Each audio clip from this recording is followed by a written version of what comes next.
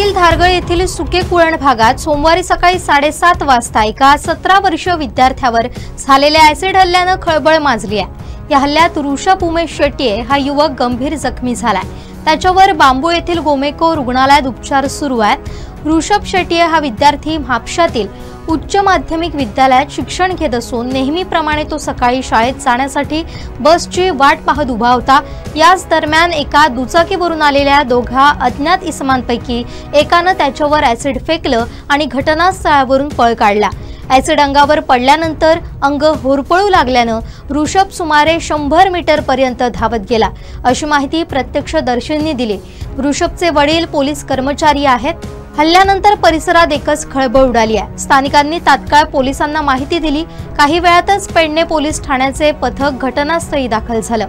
जखमी अवस्थेत ऋषभला तातडीनं गोमेकोत हलवण्यात आलं असून त्याच्यावर प्रकृतीवर डॉक्टरांचं पथक लक्ष ठेवून आहे। प्राथमिक माहितीनुसार हे हल्लेखोर सिंधुदुर्गातील असल्याचं कळतंय, मात्र या हल्ल्याचं नेमकं कारण अद्याप स्पष्ट झालेलं नाहीये।